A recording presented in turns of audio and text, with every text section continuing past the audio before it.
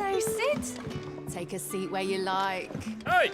If we're to sup on salad... Are you even listening? We have to dig a new cellar.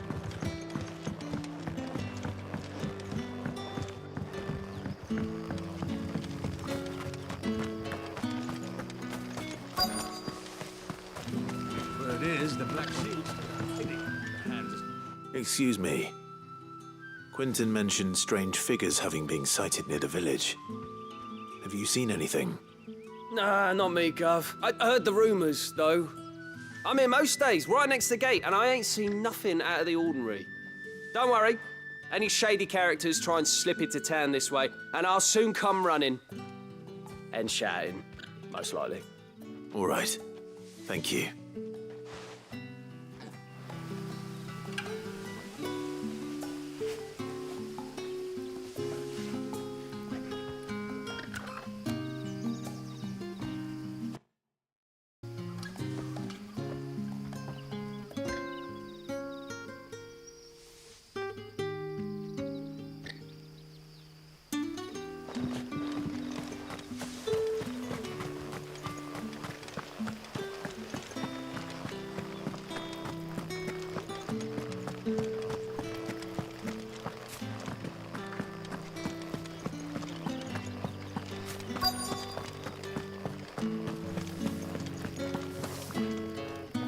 Do you have a moment? There's talk of suspicious figures in the woods. Have you seen anything out of the ordinary? No, but I've heard something. Sound of scraping metal, like someone sharpening a sword. Where was this? In Lorbert's Pass. Was out foraging for herbs when I heard it, screeching out from between the trees. Ran back here as quick as my legs would carry me, and I ain't been back since. I see. I'll look into it. Thank you. Seems Lorbert's Pass is our best bet then. What do you say, Torgal? Shall we go and investigate?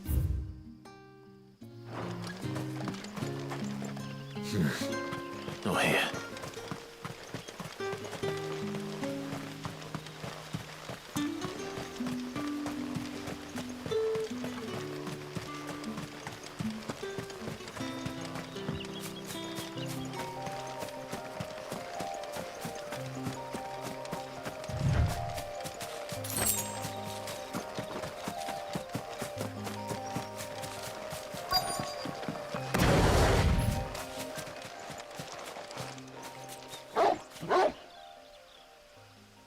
You there. Fuck! He's seen us. Get them before they escape! Black Shield. Here. What the hell are you doing here? What is it to you? Not that we give a damn. All that matters to us is that you don't leave here alive.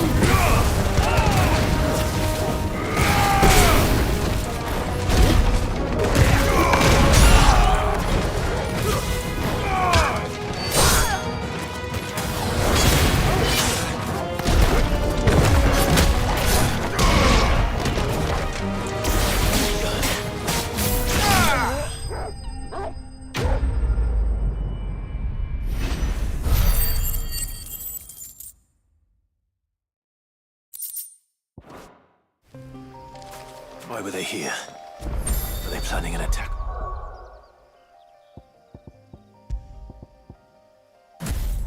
Lost Wing. I need to warn Quentin.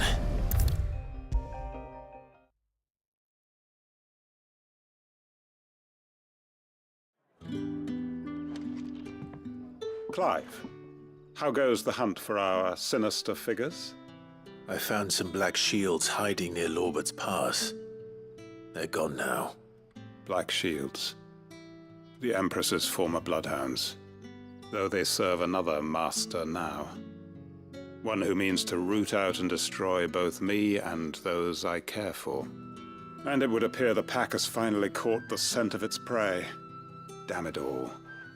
I had hoped I would have more time than this. More time to prepare. But if we are cornered, we have no choice but to bite back. And bite back we shall. I'm sorry. You're going to need to explain. Who did the Black Shield serve now? And why would that person want you dead? Because I want him dead. Who? The former Lord Chief Justice of Sanbreque. All that I have built here is for him. I don't understand. Why him? Why Lostwing? I suppose it is better that you know the truth. I was a member of the judiciary once.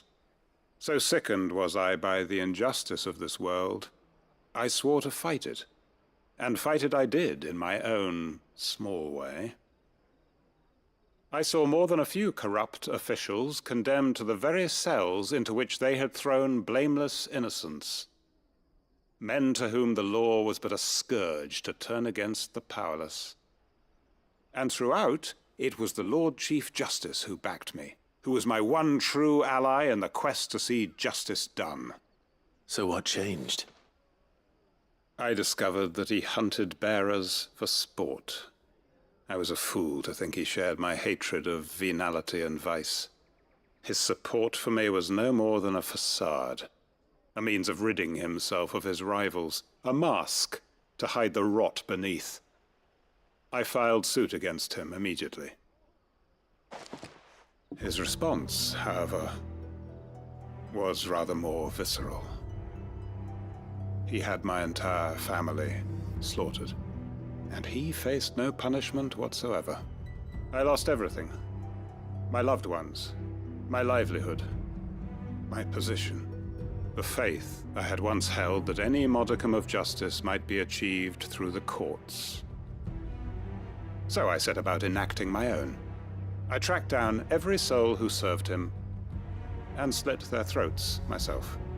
But the man himself proved an altogether more difficult target. With money and power come protection. And so I saw that I would need an army of my own. I came here to Lostwing and began recruiting like-minded individuals. And everyone here knows this is why you do what you do. Of course. They too have lost loved ones to the bearer hunts. Seen faultless friends sent to the gallows to spare the guilty. All under the watchful eye of the Lord Chief Justice. Our wounds are the same. And our cause is the same. We are comrades.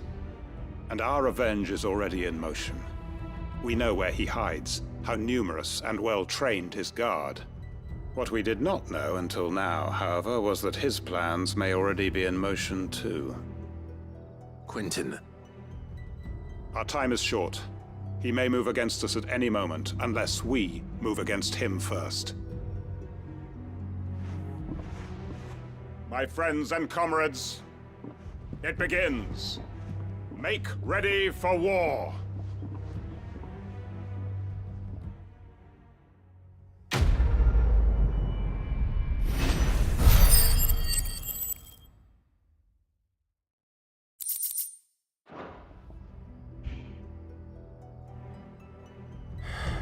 I'm not going to change his mind.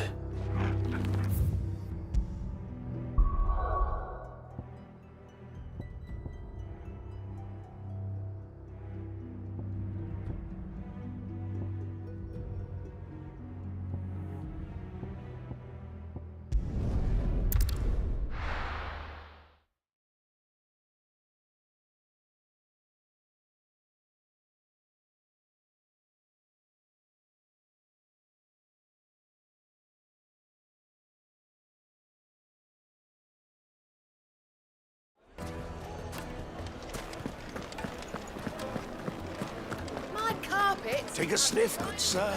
You'll be Gone, just like that. And without so much as a by your leave. What's the matter? It's my apprentice. He up and vanished while my back was turned. I'd go and look for him myself, but I've got a bakery to run. A bakery that's now short one pair of hands. Loath though I am to rely on the kindness of strangers, I'm at a loss. Please, will you see if you can find him? I'll see what I can do. Do you know where he might have gone? I wouldn't be surprised if he was off somewhere mooning at Drake's Fang. He used to work there, you see. Poor fool left his heart in its hollow. All right. Then that's where I'll start.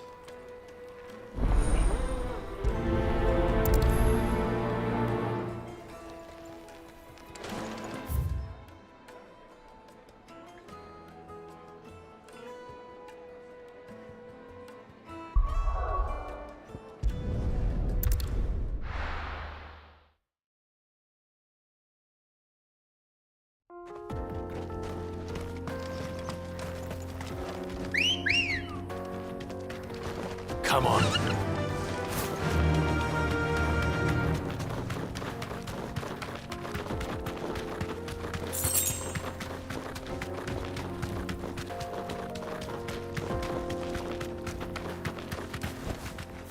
You deserve a rest.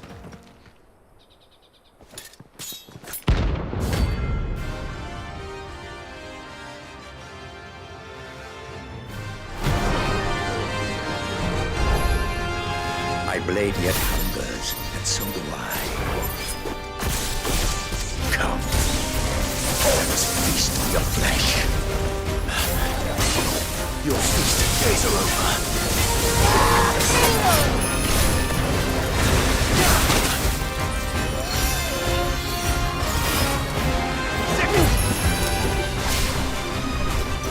Want some more?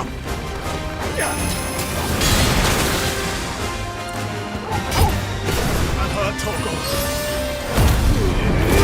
Drink your blood! Did I try?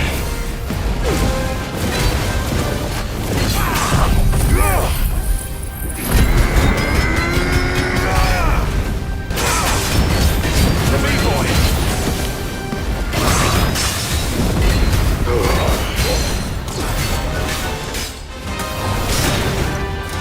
Wake and win!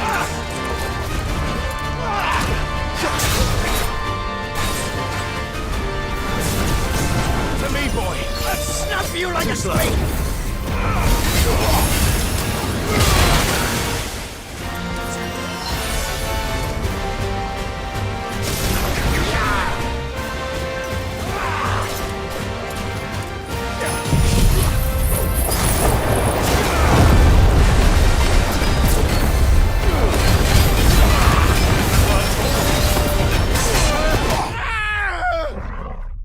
The hell?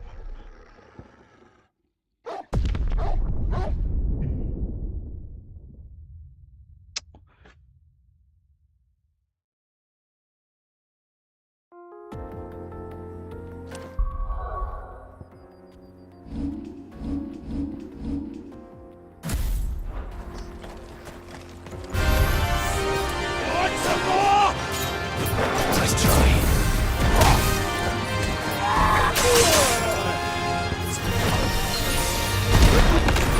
You're a fine hound. I drink your blood!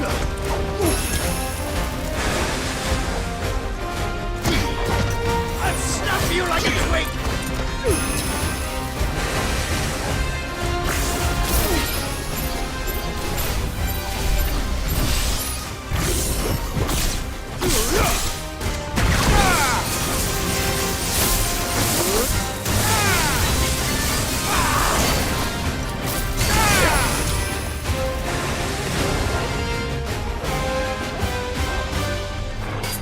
Almost killed!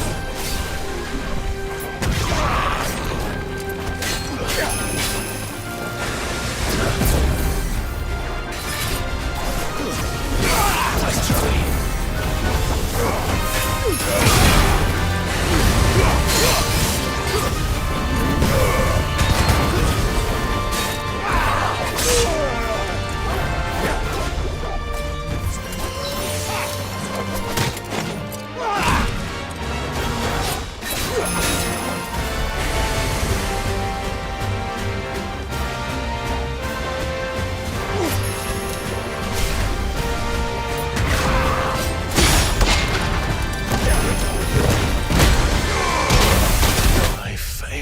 Ủa, mạnh thế.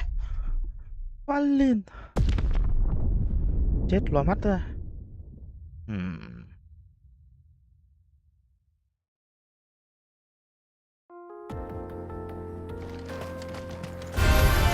It's us or them.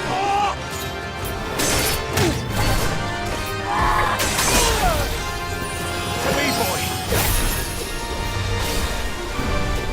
I breathe your blood.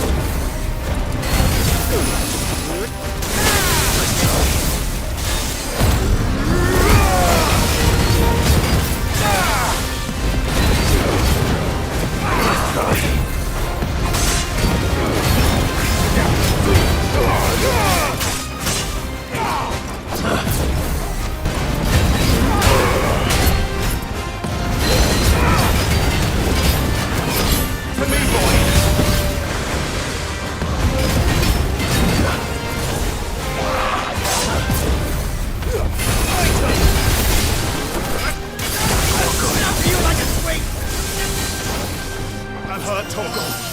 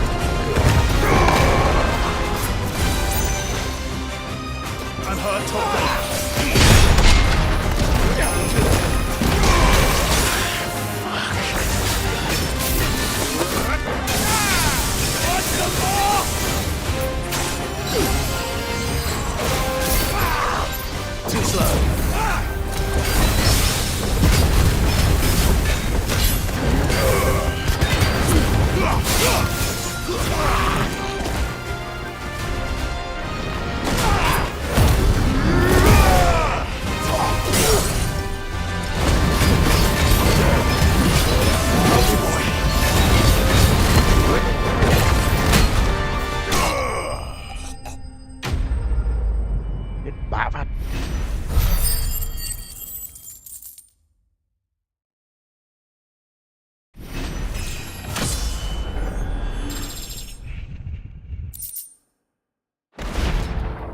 Those who kill for sport deserve no better. Come on. Run like the wind.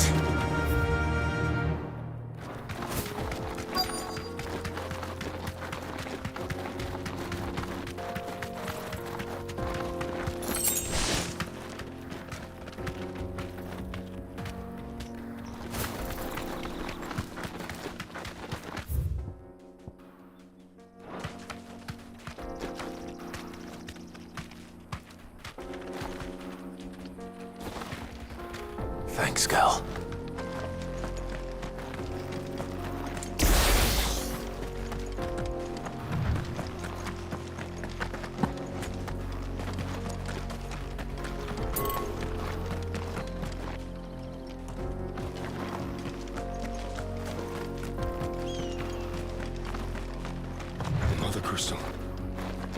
bones.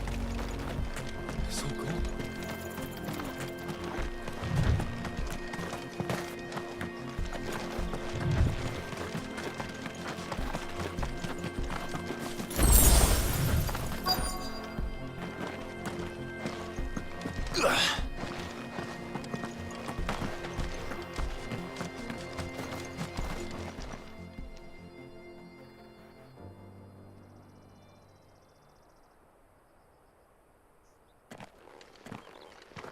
Excuse me. What do you want? The baker sent me to find you. I am a sorry, selfish sod, aren't I? I'm certainly not a baker. Master must have ruled the day he took me in. Time was the sight of the fang used to calm my nerves. But now look at her. I take it you missed the mother crystal. I hated her, but she was all I knew. Worked her mines for years. And when she shattered, part of me shattered with her. I had to trade my pickaxe for a rolling pin. But I'm no good at baking. Every loaf I touch collapses. My bread's as hollow as I am. She was the only thing that could fill the hole inside me. Oh, I loved her, damn it. But now she's gone. She's never coming back. What am I supposed to do? I ask her. How does a shell of a man learn to live again?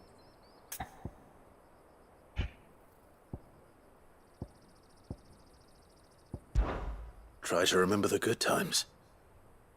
Do that, and the mother crystal will be with you no matter where you are. Even in the bakery. What a fool I've been. Thank you, my friend, thank you. You've opened my eyes. I have to get back there right away. Farewell! Wait.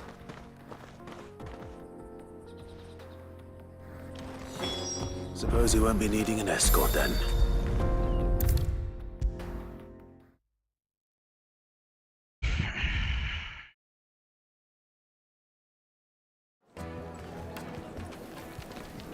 Ah, there you are. The man who lit a fire under my wayward apprentice. Though I worry you might have stoked the flames a little too high. He damn near ran me down trying to get to my oven. Master, it's ready. Behold the Drake's Balm. A truly unique creation. I dare say it is. Just look at it. A perfect likeness of the Fang herself. Her steepled peaks, her fulsome spurs, her inviting hollow. True, my loaves collapse more often than not, but what's the Fang without her crater? Why, no Fang at all. And look, inside. She's filled to bursting with a bounty of beautiful crystals. Salt crystals! Master, I have found my purpose. I must use my work here to preserve the memory of the Fang. Well, if it tastes half as unique as it looks, I'd certainly say you're onto something. Not only is my apprentice back, but he's finally pulling his weight. With any luck, I might even have a new delicacy on my hands. I don't know how you did it, but you have my thanks.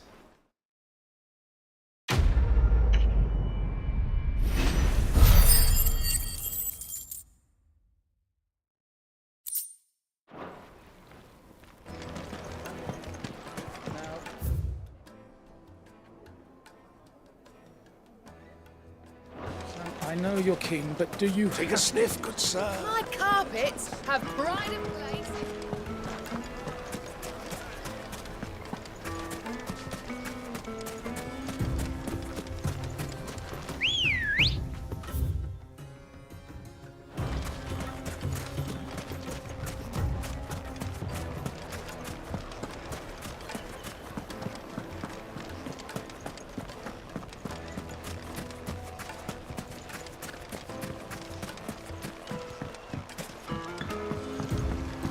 Looks like I found the river. Now where's Gav?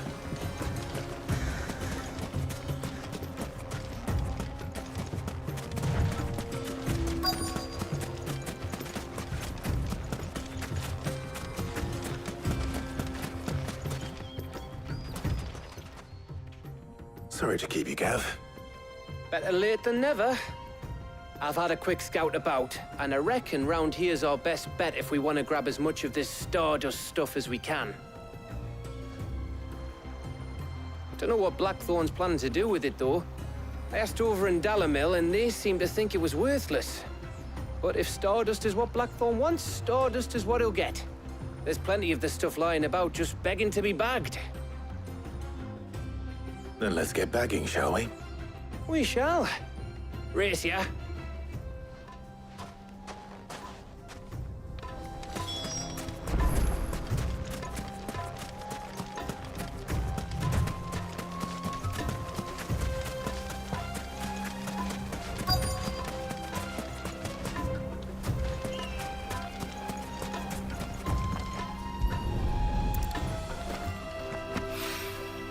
So this is Stardust.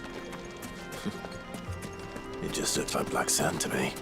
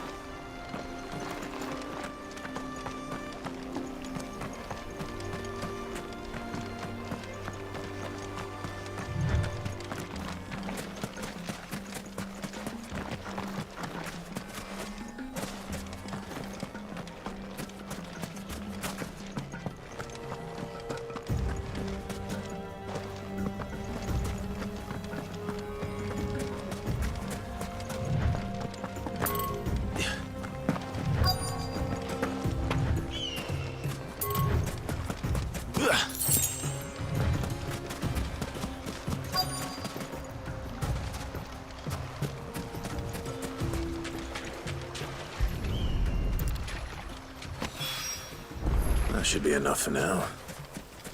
Let's see how Gav's getting on.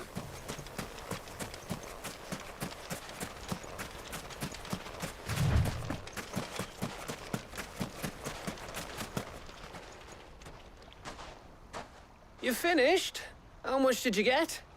Enough. I hope.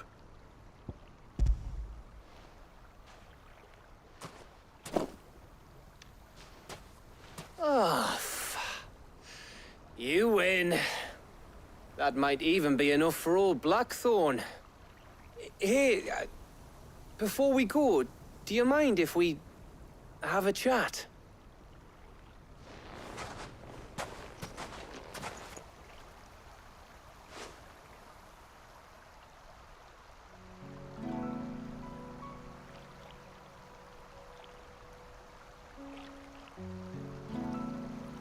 Feels like ages since we had the chance to talk.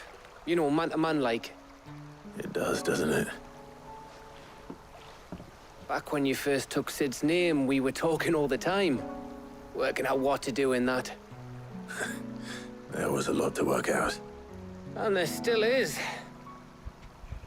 Those shoulders of yours starting to feel the strain. Hardly ever see you around the hideaway nowadays. Always on some errand or other. You can take a day off, you know. Well, says the man who spends most of his time behind enemy lines. Only 'cause you keep sending me there. I know I can count on you, Gav.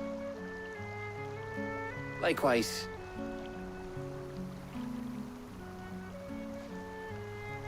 So you keep sending me wherever you need to, and I'll keep going. Safe in the knowledge that I have a home to come back to. Thanks to you.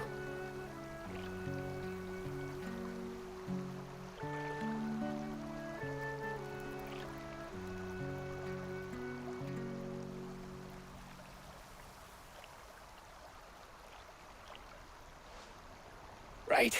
That's enough soppy shite for one day. We'd better get this lot back to Blackthorn before he slings his hammer at someone. You go on ahead. And try to get some rest once you're there. Oh, I plan to. Believe you me. After Blackthorn gets what he needs, of course.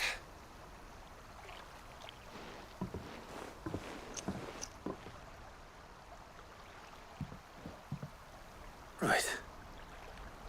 Ready to go home, boy?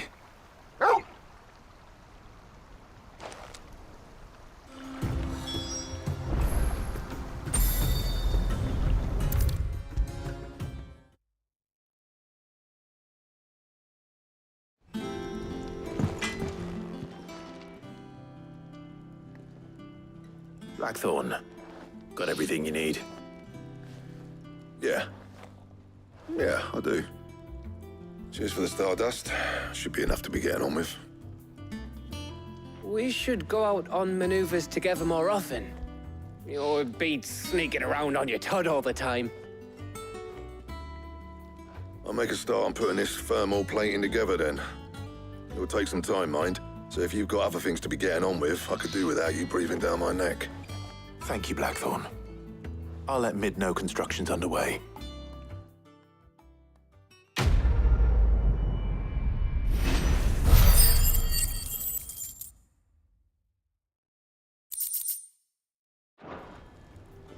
Suppose we'd better be getting back to work too. Give us a shout if you need anything.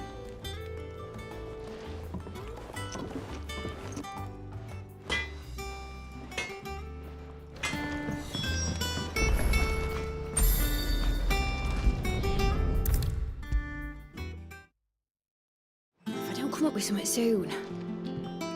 You'll be pleased to hear that Blackthorn started work on the plating. Excellent. 1 down, 2 to go. So, what's next? The helm, of course. For this, we'll be repurposing fallen scrap. Salvage from the ruins? I thought that material was all but impossible to work. Ah, but we don't have to. I'm sorry. Just so happens there's one particular ruin that's broken into exactly the right shape and size pieces for what we need. What's the name back there? I'll give you all the details. What's her name? Right.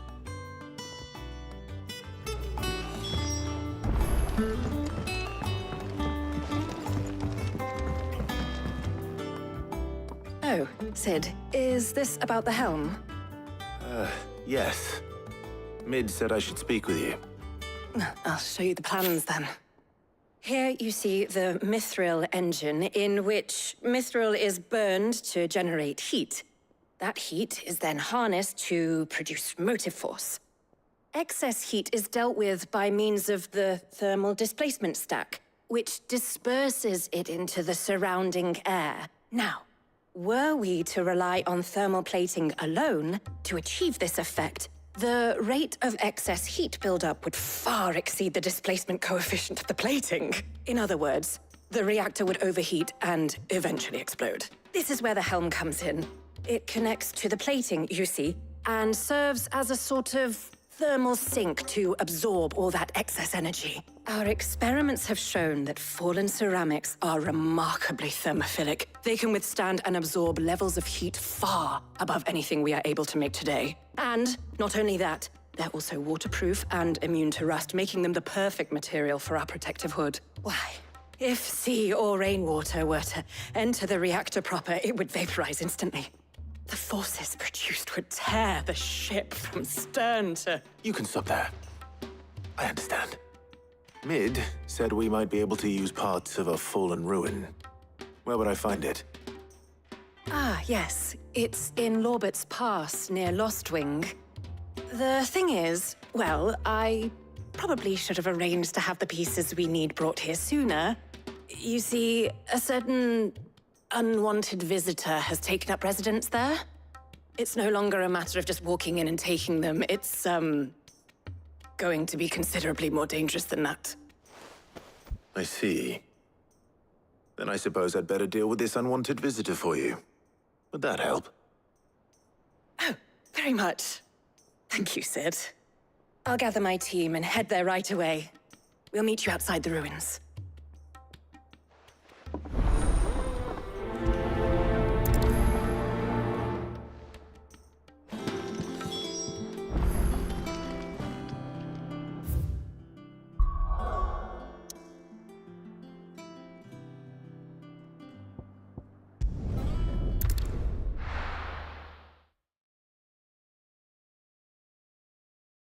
I'll be taking you all to a store.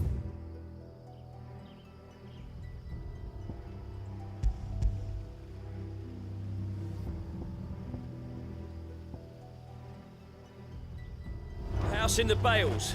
Leave anything you don't need behind.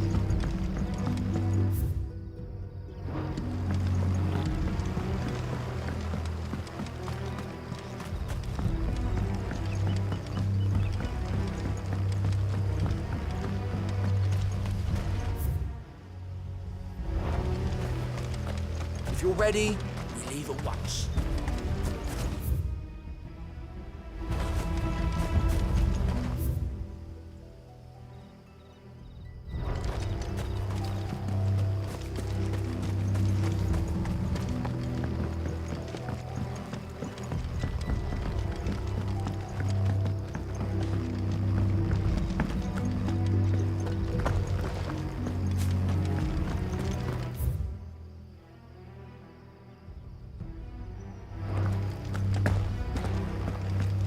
No use calling Ambrosia now.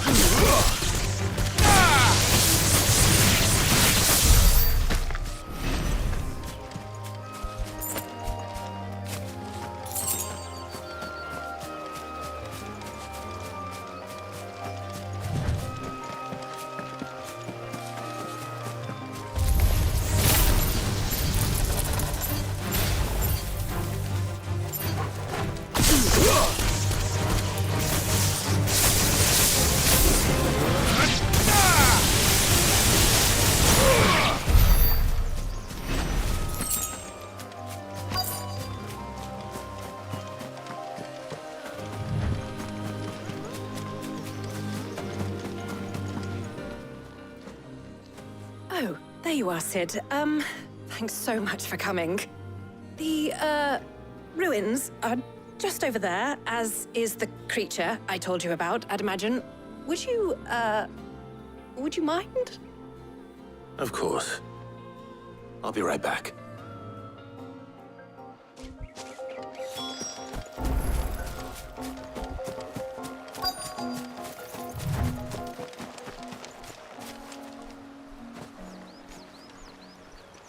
Anybody home?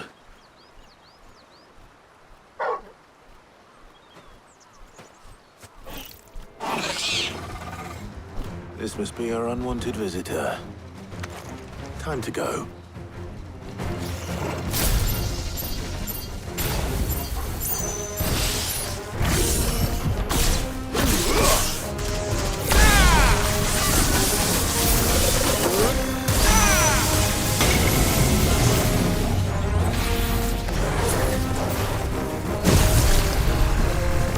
Too slow.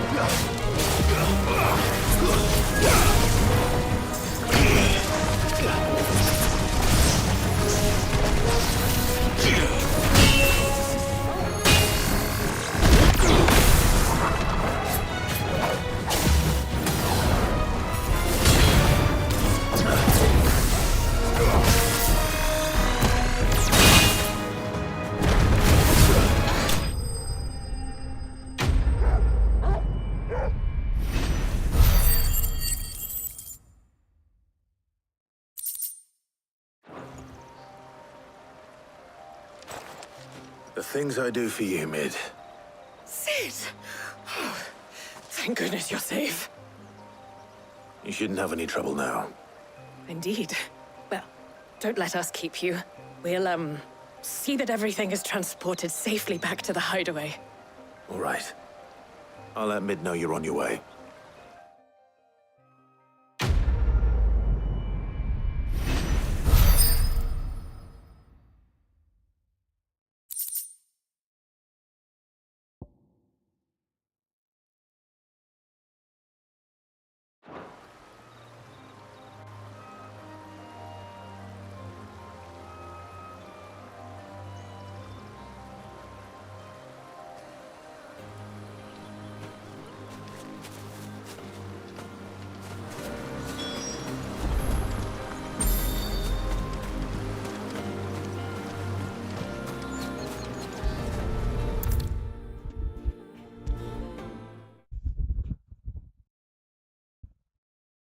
If I don't come up with something soon.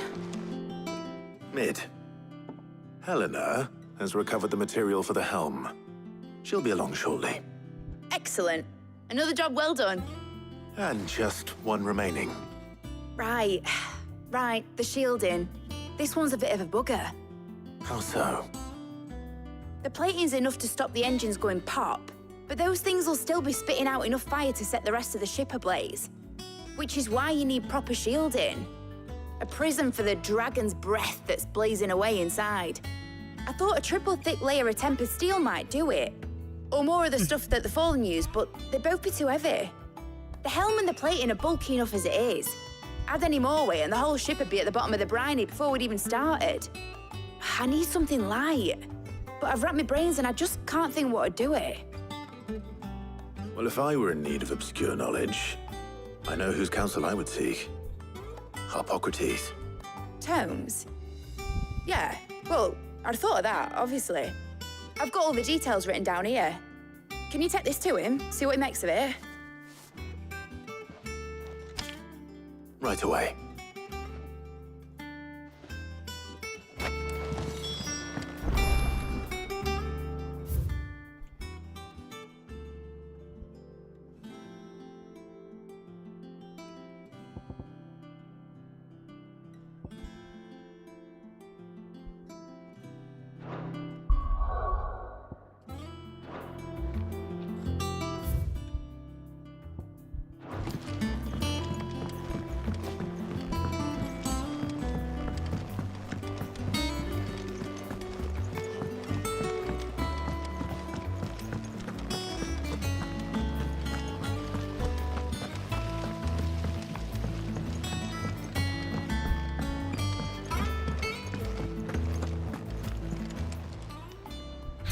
Help you today, Clive? Come to claim your just desserts?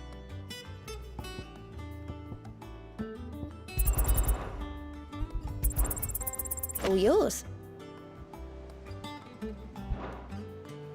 Best of luck out there, Sid. We're seeing troops amassing at every corner.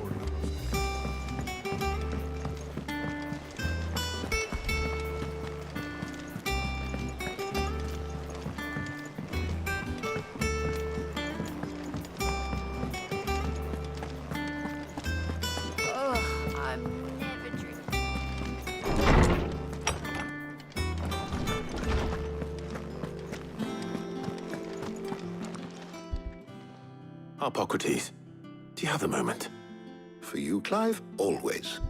Well, actually, it's for Mid this time. Could you take a look at this?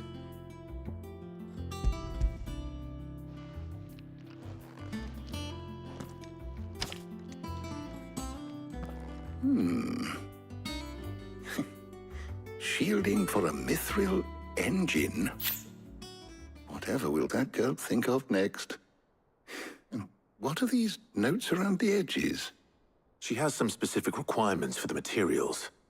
The shielding needs to be able to resist extreme heat on the inside, and yet remain cool enough on the outside not to set the ship alight, while also being light enough not to sink it. As you can imagine, she's struggling to find anything that meets her needs. I see. I wondered if you might know of a solution, or if you might be able to search the records for one. Perhaps it is not a different material she requires, but a different approach. What do you mean? Consider the lake we have made our home. Its blighted waters eat away far more quickly than fresh water or even brine, at timber and steel alike. And yet, we have made a home here from those very materials nonetheless. We have. But Bardolph must varnish every board twice over to keep it from rotting. And Obelus complains that without a constant supply of pitch. I see. Early Gregorian histories speak of a preparation known as moon dew. It is said to be able to resist even the most ferocious flames. Before the dragoons tamed the worms and wyverns of the realm, nobles would daub their castle walls with it in order to guard against dragon fire. So if we could recreate it... It might be applied to some material or other in order to provide the protection Mid requires. As to how best to apply it and to what material, perhaps Bardolph and Obelus might be of assistance. I shall speak to them and see what wisdom they might have to offer. If you would be so kind as to procure the necessary ingredients, I shall discuss the specifics of how it might be most effectively put to use with our two friends. The knowledge of the past may yet prove useful to we of the modern era. Thank you, Hippocrates. And since you're asking others to help you, perhaps I should too.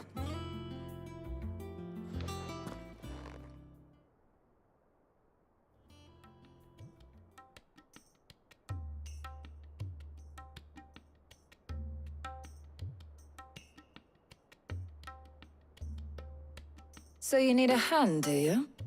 We do. I'll be heading to market for the ingredients we need. I could do with some help. Decision as to who will go with whom in your capable hands, Clive.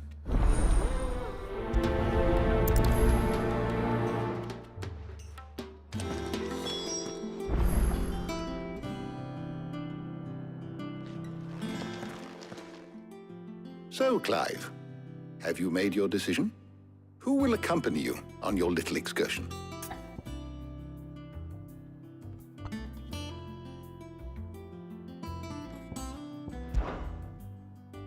Very well.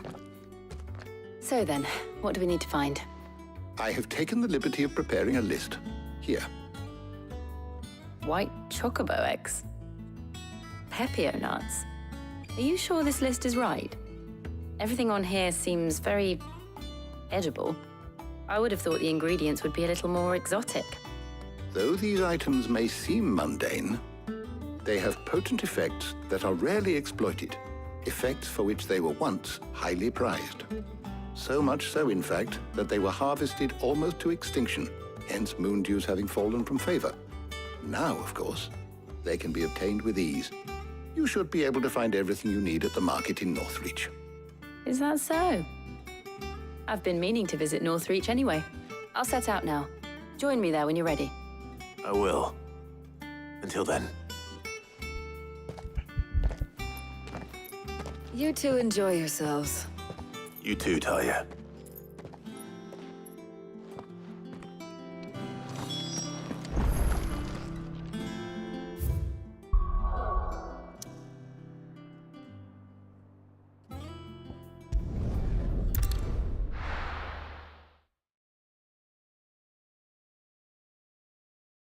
Now, where's Jill?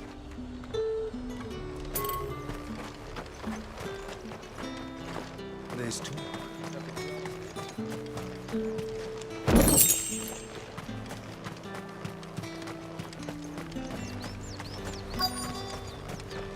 And what can I do for you?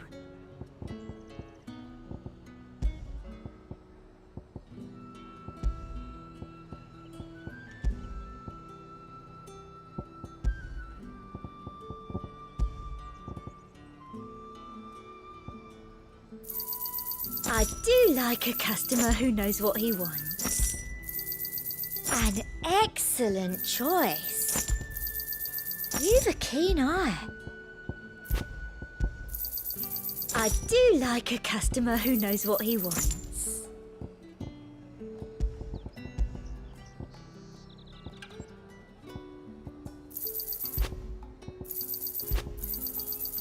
Thank you. That's the best I can do. I doubt you'll get more than that in the capital. Thank you. And a fine, fine day to you. Keep them pilchards nice and chilled. I won't have you spoiling another catch. Those Pepio nuts? How goes the hunt for ingredients? I've only just started. I'm sure everything we need is somewhere amongst all these stalls, though. Why don't we split up and see? We'll take a couple of ingredients each. All right. What am I looking for? How about you look for the Pepio nuts and some garlic? I'll find the other things we need. We can meet by the gate when we're finished.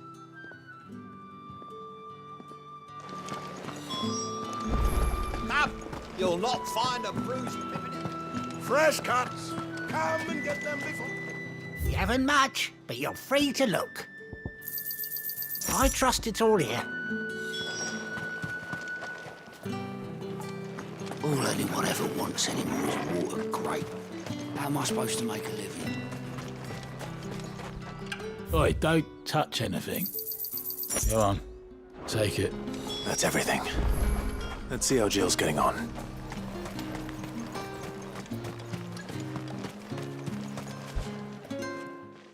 Did you find everything? I did.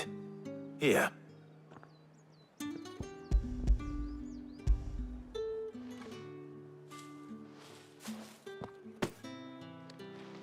Garlic and Pepio nuts. Perfect.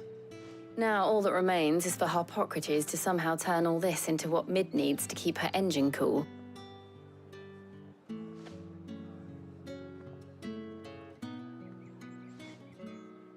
But before we head back, would you walk with me a while?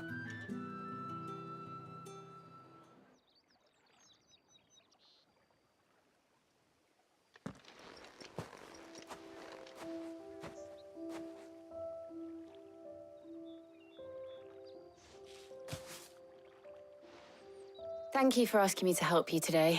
It makes a nice change. It does. It's good to get away from all the battle and bloodshed for once.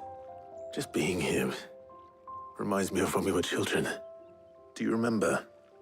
Walking down Market Street in Rosalith, taking in the sights and smells. How could I forget? What with Torgal's antics. Remember how his nose would prick up at the scent of sausages? He'd go racing away and we'd have to go running after him. We wouldn't catch you now, would we, boy? Was there anything you wanted to buy for yourself while we're here? There was, yes. Well, sort of. Molly in the kitchens told me about a place that sells particularly good pies. Thought you might like to share one with me.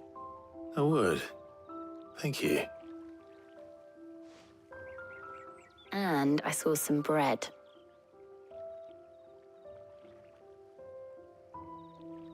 Big white cobs like the baker back in Rosalith used to make. What do you think? I thought we might get some soup to dip it in. But then I tried a slice of the butcher's dry-cured ham and it was just, oh. You all right? Sorry. It's just, you're right. I really do feel like a child again being here with you.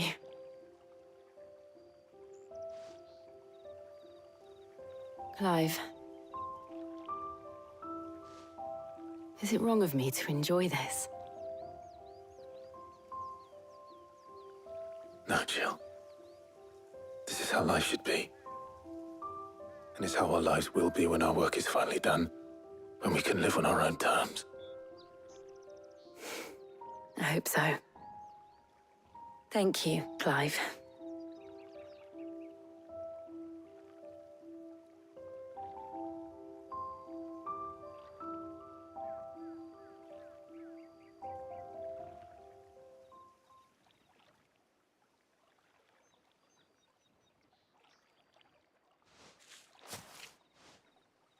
Well, I suppose we best be getting back. I need to give these ingredients to Harpocrates and Talia. I'll see you at the hideaway. Take care. I will. You too.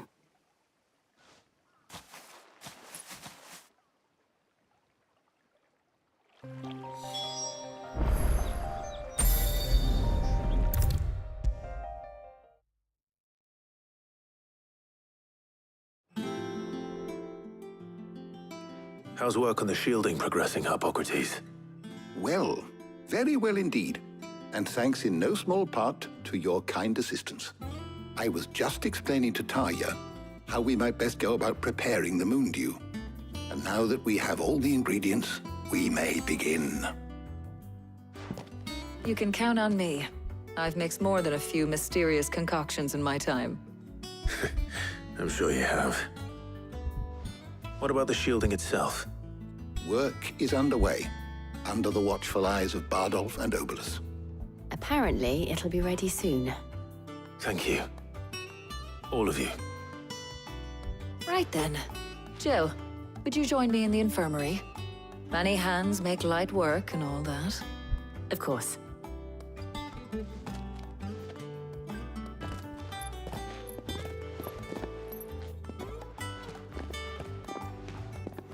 Oh, and Clive, thank you. It was nice just being with you.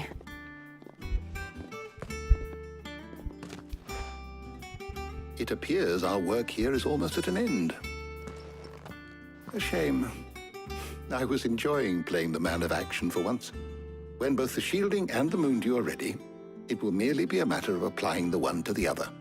Followed by a rigorous process of testing and retesting, of course. Perhaps someone ought to warn young Mid of that. Leave it to me. Thank you, Hippocrates.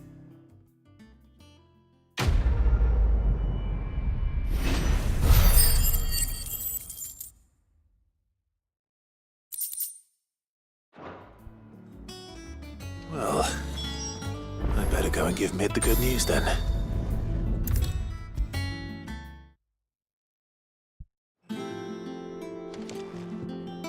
Sorry to keep you waiting, Mid, but you'll be pleased to know that work on the shielding is underway.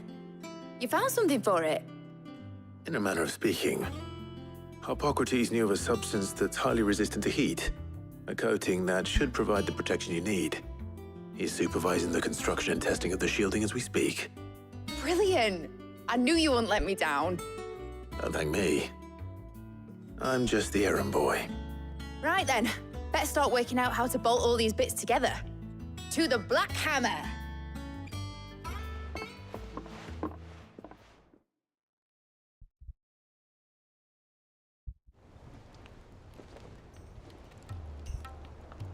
You know, when I got into the smithing game, I thought I'd be making swords and shields, not thermal bleeding didgeridoo-dahs. Displacement stacks. Same difference. Whatever you call it, I ain't putting it together in here. It's cramped enough as it is. Let's take this outside. Mid, you get all the parts lined up on the deck. I'll take care of the rest. On my way! Oh, and bring me the biggest hammer you can find. This is gonna require some precision walloping.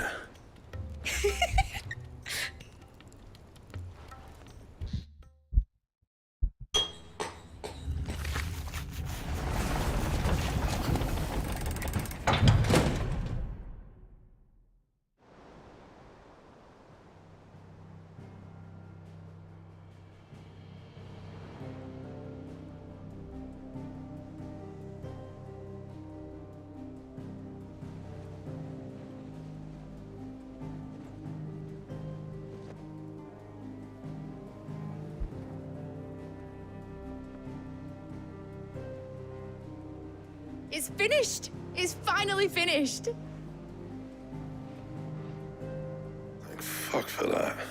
I'll be feeling my hammer arm for weeks. Thank you, Clive, Blackthorn, everyone. That's one down and just 3 more to go. I'm sorry. Oh, didn't I tell you? The Enterprise has 4 mithril engines, and we'll be needing a displacement stack for each. You don't mean... Don't worry. Now they've got a finished one to work off, my gang in Canva can build the rest. Good luck to them, I say. Right, I'm off to get a sling for this elbow. Any other work comes in, keep it to yourselves, eh?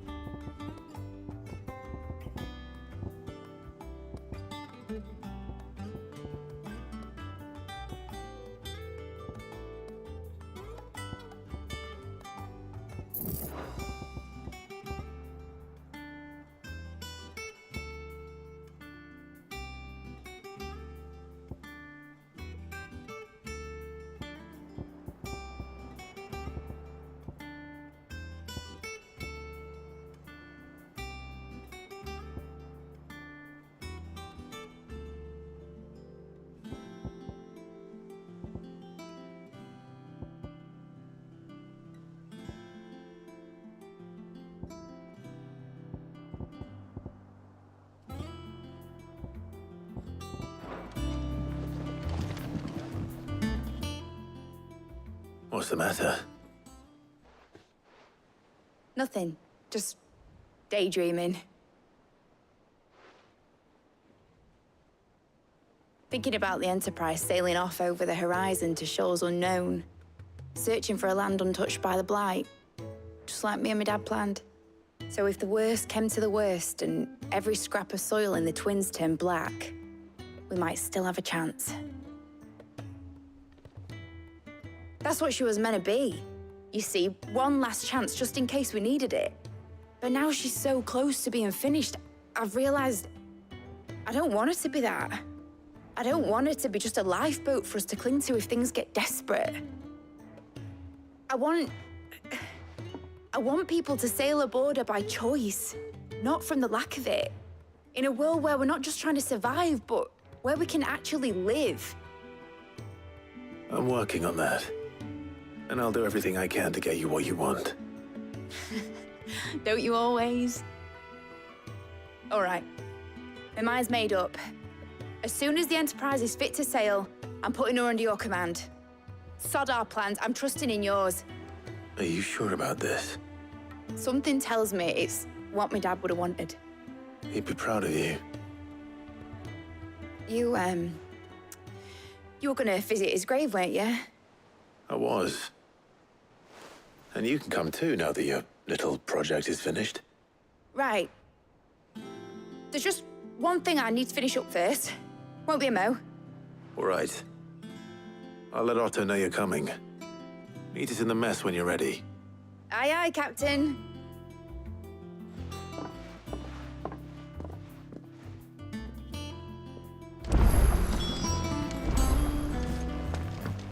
Meg told me she was building a ship. Really? All right, Clive.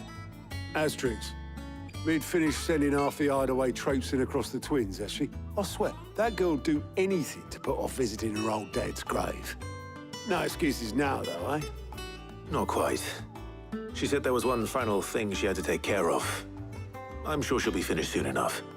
She said that? In those words? She did, yes. Clive? Were you born yesterday or something? There is no thing. She'll probably be halfway to Canva by now. Mid. I might still be able to catch her.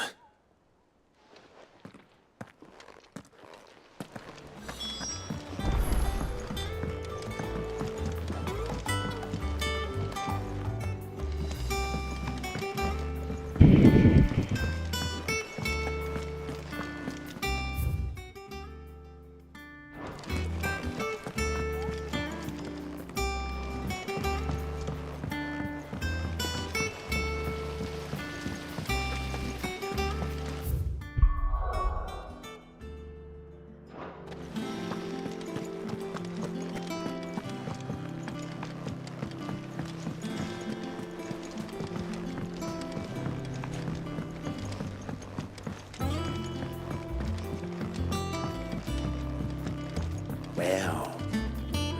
Here, Sid. Reckon you might be just the man to help me out of a bit of bother, if you've a mind to. Let's hear it. Well, it's about this alembic the chief's got me making. Lovely bit of kit it is. Bunging a solution you want splitting, and it will separate it out, just like that. Problem is, it won't always get rid of all the impurities. And with some of the stuff we need it for, that ain't good enough. Which is why I've been looking for something to filter the liquid we'll be cooking off. And that's where I was hoping you could help me out. I imagine Ty could get some use out of this alembic too. Distilling medicines and the like. All right. Why not? Proper job! So what exactly do you need for this filter? Nothing but bomb ash'll do, says the chief. Gave me a sample she'd obtained from the university stores. Couldn't believe my eyes. You pour the blackest blight water through it, and it comes out clear as a mountain stream. So, I did a bit of reading about where I might be able to get hold of some. And do you know what I found out? It's only the blimmin' bones of a bomb king. They leave them behind when they die, see? I take it that's where I come in. If you wouldn't mind. I saw a billet on the hunt board for one just the other day. Would have gone myself, but, well, fighting dirty great balls of flame isn't exactly my forte. You, on the other hand... All right. I'll see what I can do. Thank you kindly. And a good hunting, eh?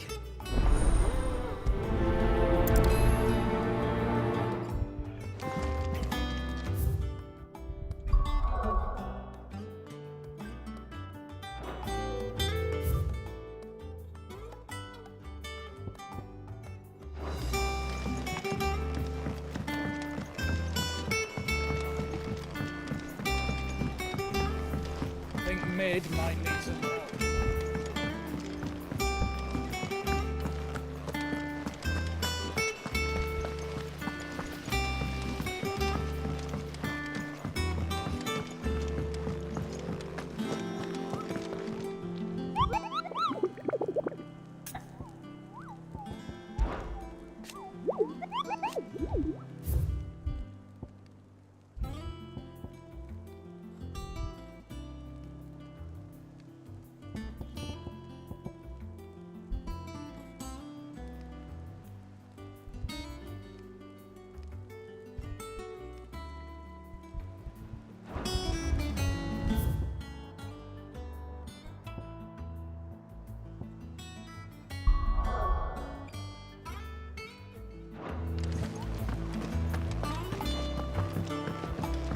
Ned told me she was building a ship.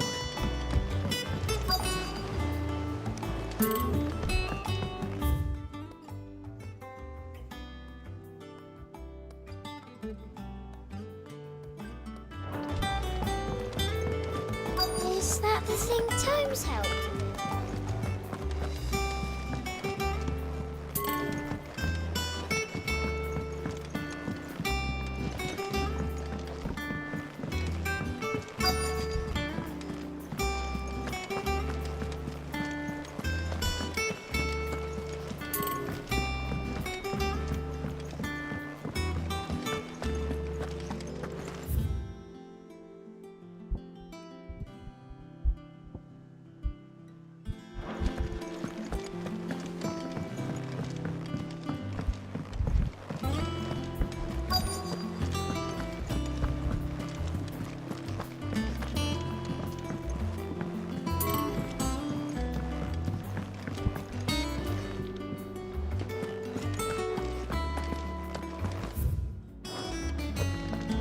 Crack the crystal too? You're joking.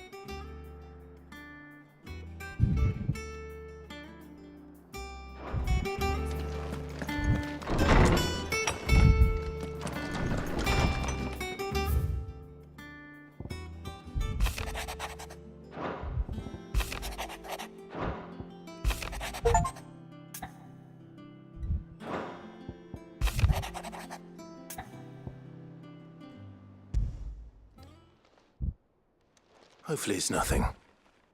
But I should speak to Blackthorn just in case.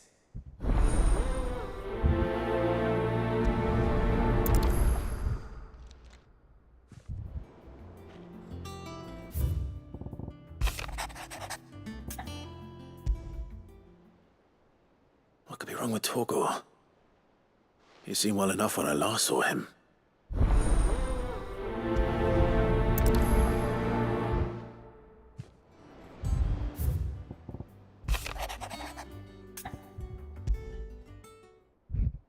Trouble with the ledgers.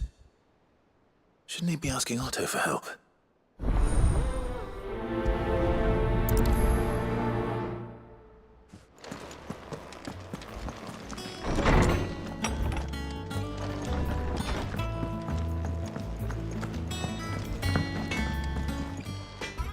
Blackthorn, do you have a moment?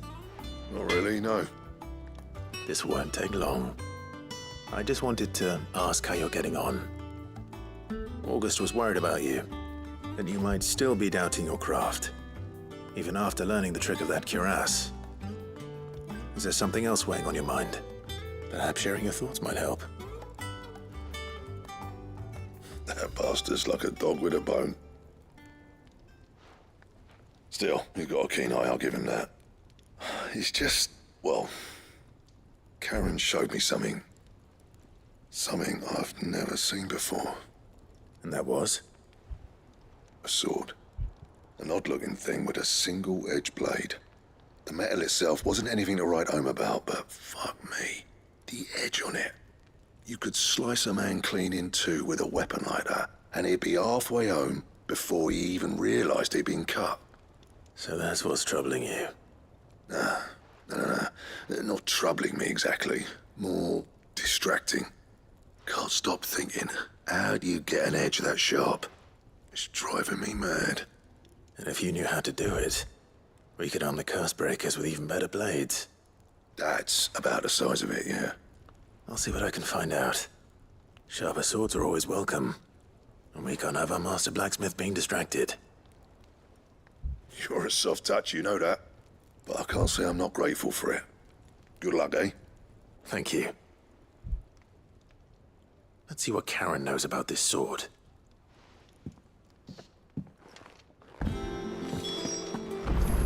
I heard what you told. I got your note. You think something's wrong with Torgor? So you can read. Congratulations. But I didn't say how we're wrong with him. I said something weren't right. He's not been eating me treats. He used to love cracking the bones from Molly's boiled brown, but now he won't so much as look at them. Didn't like him. Which is why I'm of a mind that his mind's on something else. You've not been working him too hard, have you? No harder than usual. Is that it, boy? Do you need a rest? What was it you said he was? A frost wolf? That's what the lawsman seems to think. Then maybe this all has something to do with whatever it is that's woken inside him. I suppose things have been different since Rosalith. Perhaps Hippocrates knows something. Instead of everything, you mean? Perhaps. You're looking well, Karen. What do you want? Out with it. I want to know about the sword you showed Blackthorn. Single-edged and extremely sharp. Running around after him again, are you? I suppose I am, yes. But I need to help him find out how to work an edge like that. It's driving him to distraction. Little wonder, I suppose. There's not many like that make it as far as the twins, and those that do go straight into private collections. Which made it nice and easy finding a buyer. Can you tell me who bought it? Where is it now? You think I tell people who my clients are? Suppose you're not likely to go nicking him off me, are you now? Fine. If you stop mooning at me like that. Lord Ignac's the man you want. Dalmecian bloke. Collects weapons and the like. And he's got more money than sense, which is why he's one of my favourite clients. Reckon he'll still be at the inn in Dalamil, where I left him. Thank you, Karen. Oh, and he's a touch eccentric, if you take my meaning. I appreciate the warning.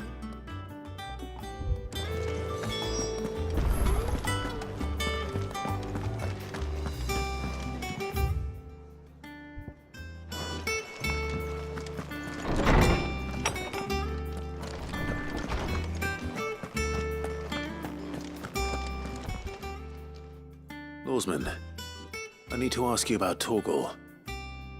Something's not right with him. He isn't ill, is he? I don't think so. But according to Lady Karen, he seems to have lost his appetite, which is certainly a new development.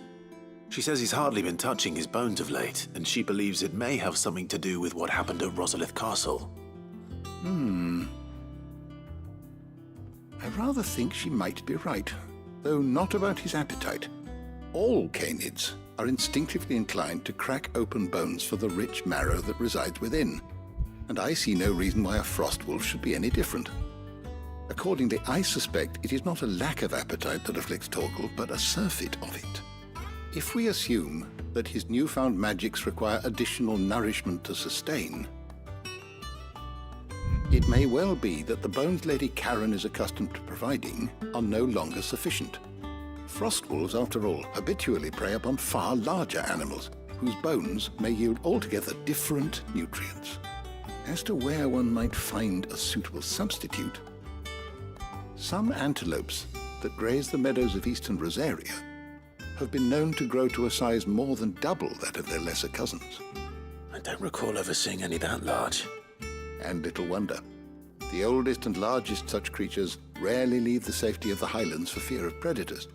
The last elder antelope sighting I recall hearing about took place near Cressida, and that was long before the village was abandoned. Even so, it seems like a good place to start. Good hunting, Clive.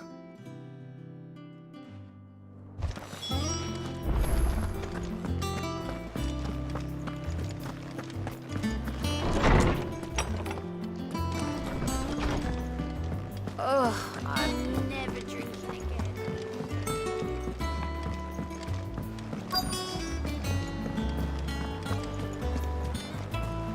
Is that the thing Tomes helped me with? Mid told me she was building a ship.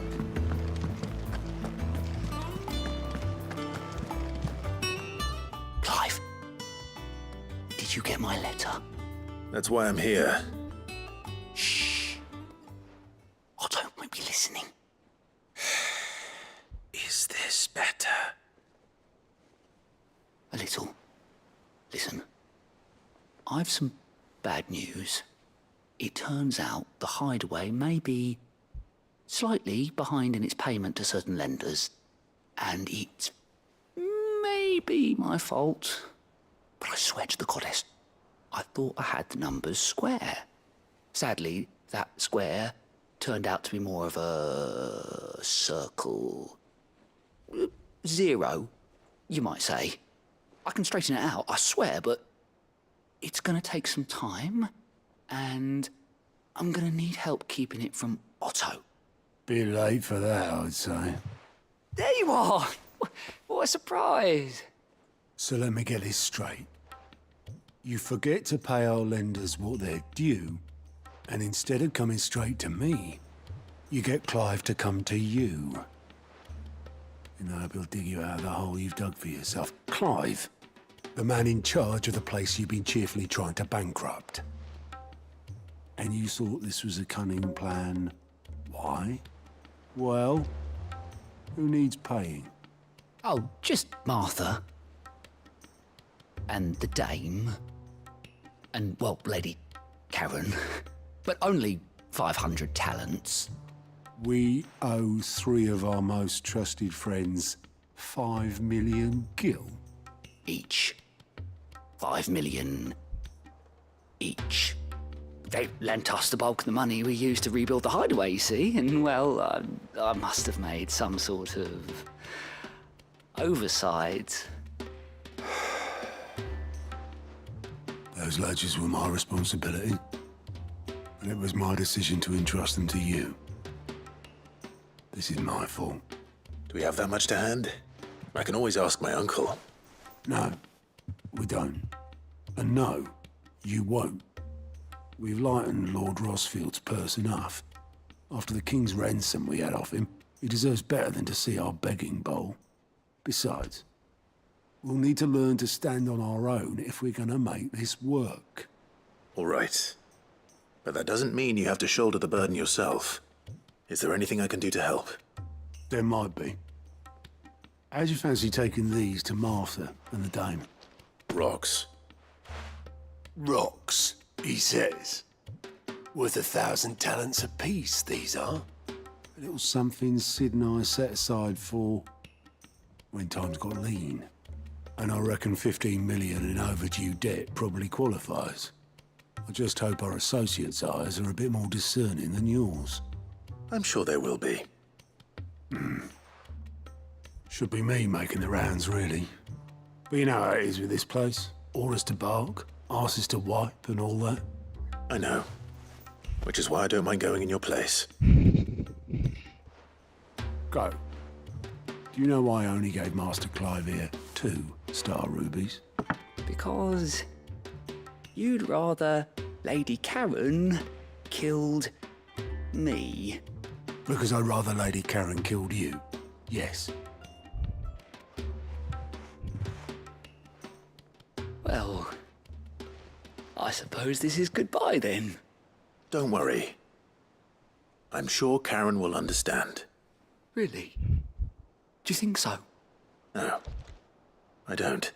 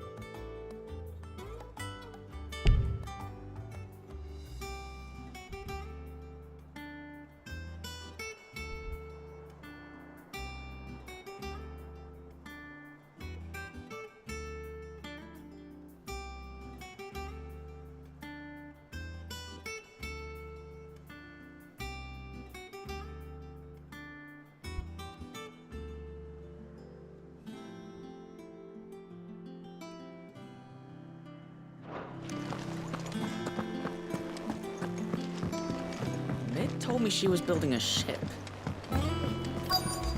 Is that the thing Tomes held? Oboleth, have you seen Mid? Yep. In a boat, going that way. Then I'm too late. You in a hurry at all, are you? Oh, I offered to take her across, but she wouldn't wait. Just paid for a dinghy and rowed off. Oars going like the clappers. Got some life in her, ain't she? But anyway, I was on my way up to see you, as it happens. Got a letter for you. Urgent, by the sound of it. One of your uncle's men said I was to hand it to you in person, post-bleeding haste. And you're here now. Thank you, Oboleth. Don't mention it. What tidings, Uncle?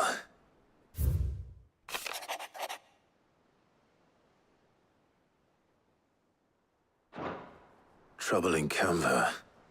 Well, I'll need someone to keep an eye on Mid.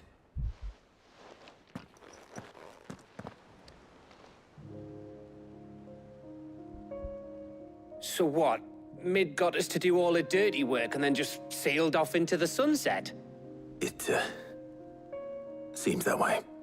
Well, nothing we can do about it now. But next time you plan on visiting Sid, you might want to tie her to something before you suggest it. Ah, don't be so hard on her. Gotta admit, the dirty work was kind of fun. Everyone pitching in and all that bollocks. Just like when we built this place. You're right. Anyway, we all set to head to the old hideaway. I could do with getting to Canva pretty sharpish. Wouldn't do to keep Lord Rosfield of the Seven High Houses waiting now, would it? Not after he asked for me personally. Gav will be leaving with me. Will you mind the place while we're gone? You can count on me. Just be sure to give Sid and the others my regards. All right. Oh, by the way, Jill will be joining us too. She's got some things to take care of, but she'll meet us there. I hope she's telling the truth at least.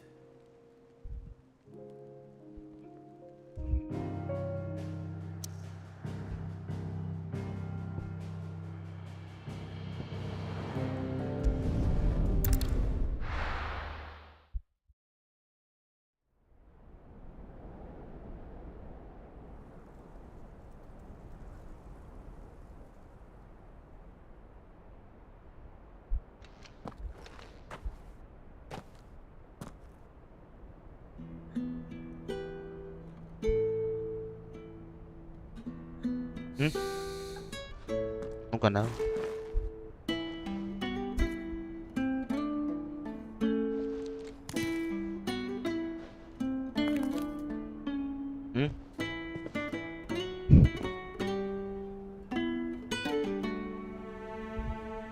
Well, Sid, I remember what you told me.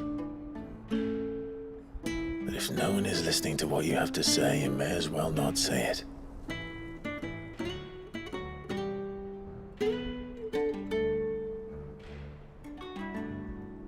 But I will say this, old friend. Hugo Cooker is gone. His shadow looms over us no longer. It's a pity the Phoenix can't be in two places at once. If he'd have been with us, maybe he could have done something for the lost. Not even the Phoenix can bring people back from the dead. Life has a beginning and an end. So we must live while we have the chance. And not as slaves to the crystals, but as free men. May we join you?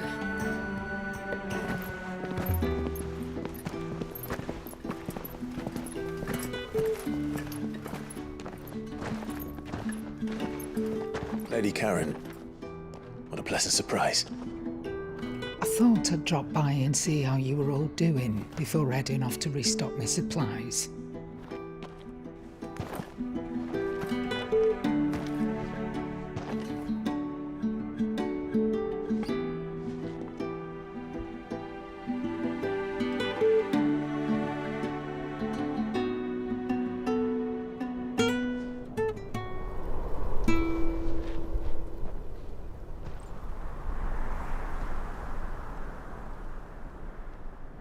It wasn't the most scenic view back then, but it were never as bad as this.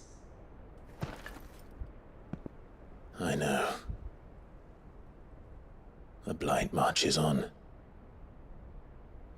And soon, there will be no escaping sights like these.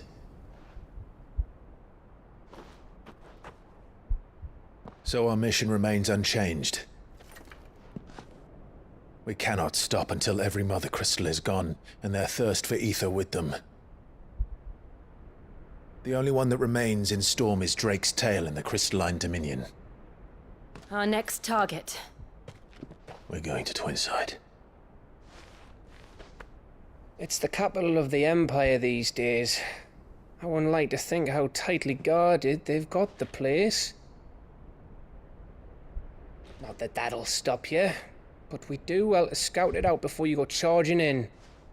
We would indeed. If you're off to the Dominion, you can take this great lump with you. Goods. Oh, I am sorry. Have you forgotten you're the most wanted man in the Twins? I thought you might like to disguise yourselves as the attendants of a travelling trader, assuming you've no better ideas. You wanted to buy yourself some tools, didn't you? Well, now's your chance. You're letting me go with them? Oh, thanks, Nan. Stop that! You'll break me bones, you great galoot.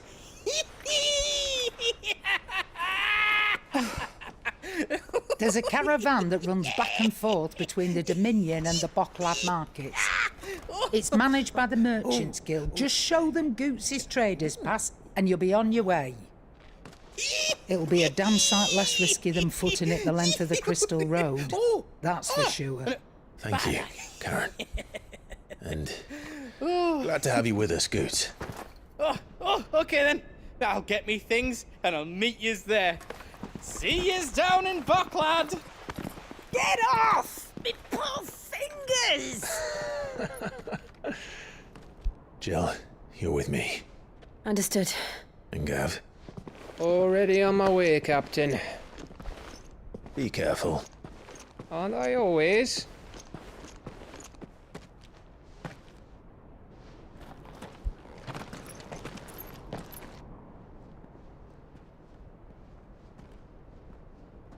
Do you see that, Sid? Your protege's making a proper little outlaw of himself.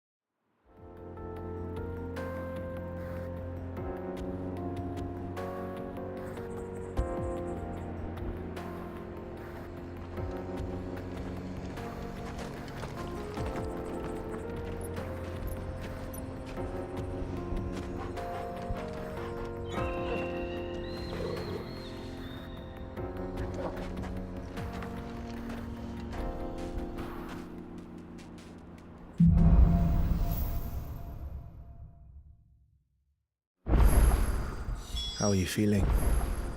Better. Thanks to Taya. I'm glad to hear it. And Torgal helped too. The new boy.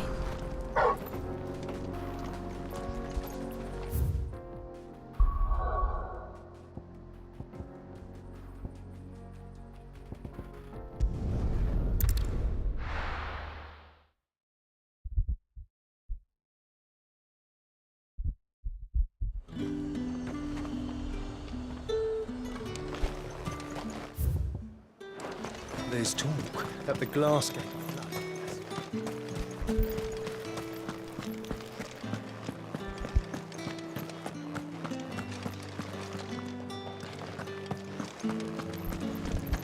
Did you hear?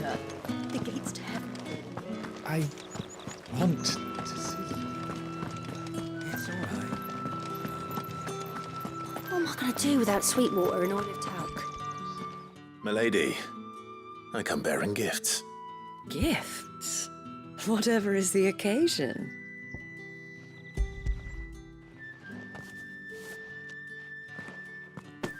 Oh my. Clive, you really have outdone yourself. Otto asked me to give it to you. To settle the Hideaway's debt with the Veil. And to compensate you for the time it took us to do so. You disappoint me, Clive. I thought you might finally be warming to me. Tell Otto he can keep his baubles. I tried to tell him as much the first time around. The man owes me nothing, nor does the Hideaway. My contribution to the restoration effort was made freely and willingly. It was the least I could do. You once told me Sid did you a kindness. I'd like to do the same. Please, accept it. For my sake. And for Otto's. For all of us. For all you've done. It is rather fetching, isn't it? Very well. Otto is lucky to have you, Clive. I doubt anything could ever replace his son. But you and the others at the Hideaway are the closest thing he has to family. Otto had a son. Long ago, yes. Sid told me Otto lost him when he was just a boy, and blamed himself for not being able to stop it. I don't know how it happened, whether there was anything he could have done, but it was clear that it weighed heavily on him. I didn't know. How could you have? I doubt anyone did. Besides Sid, I've never met a man more keen to bear his sorrows in stoic silence. An ill habit, given that both have always been surrounded by friends desperate to help them. I'm beginning to see that.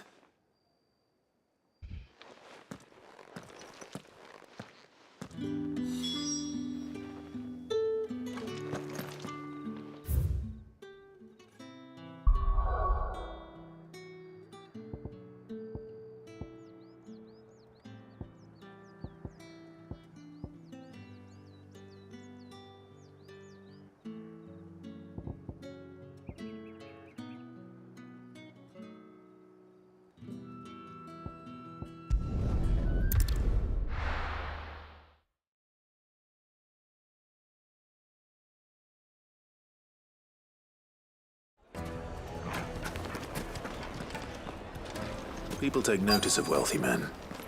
Shouldn't be too hard to track down Karen's collector. Its fang is gone. The whole mother crystal gone. What are we gonna do? Calm yourself. We don't know for sure.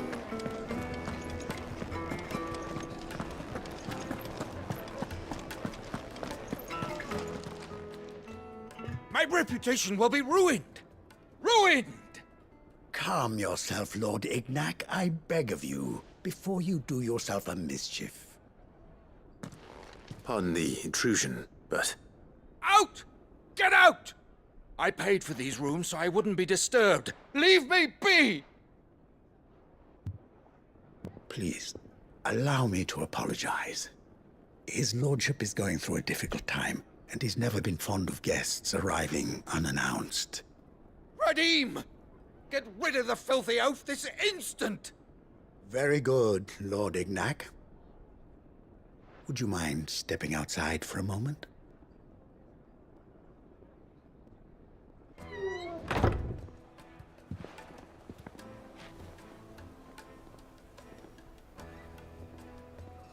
I'm sorry if I've caused you any trouble. That? Oh, no. That's just how his lordship is. Though the morning's events have left him somewhat fractious. He has been dispossessed of his luggage, you see. The thieves also made away with a considerable amount of coin. Coin the innkeeper will soon be keen to collect. I don't suppose a certain blade was among the stolen items. A single-edged sword. It was purchased from a merchant friend of mine. Ah, you know Lady Karen. Yes, I'm afraid it was. Then I'll retrieve Lord Ignac's luggage. But I have one condition. You have but to state it. You are welcome to anything that is within my power to grant. I want an audience with Lord Ignac. A few minutes should be enough. Then I'll be on my way. A condition I would be a fool to refuse. Of course, you shall have your audience. I don't suppose you saw where the thieves went. I did not, no.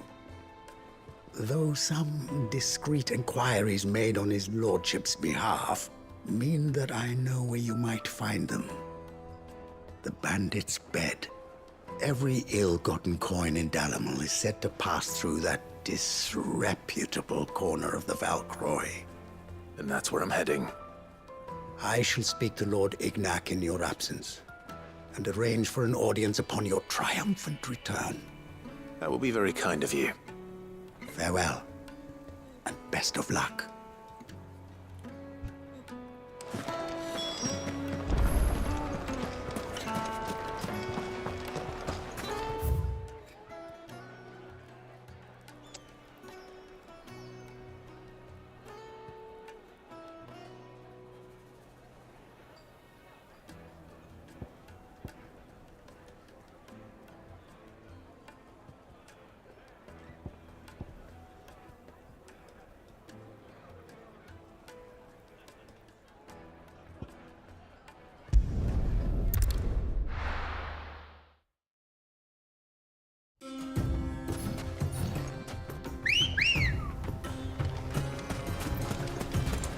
Come on.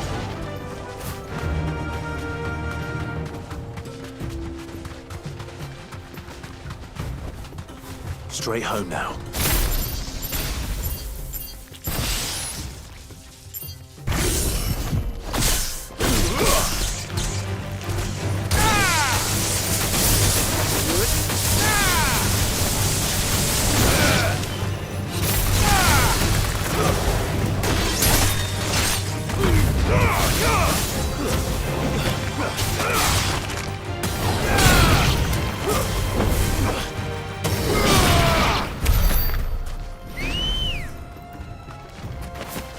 Let's go. Faster!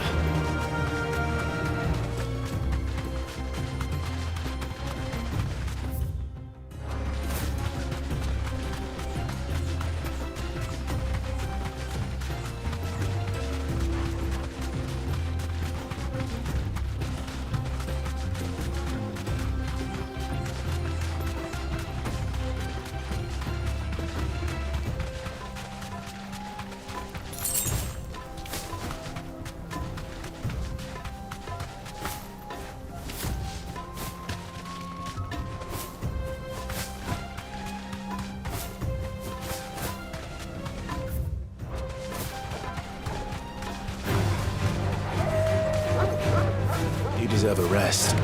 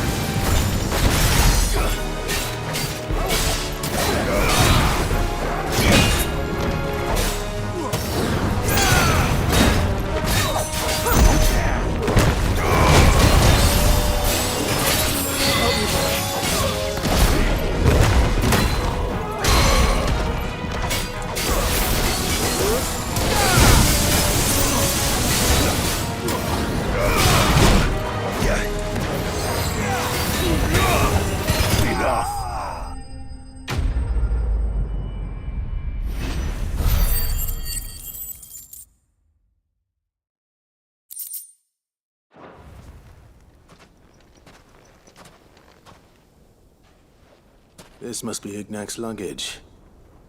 Nothing seems to be damaged. All right. Let's get it back to Dalamel.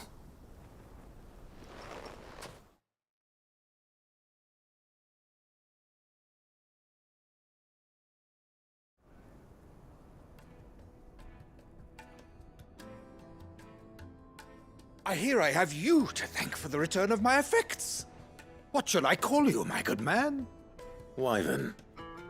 Glad to make your acquaintance. A formidable name indeed. Well, Wyvern, I appear to be in your debt. Redeem here tells me you wished for an audience.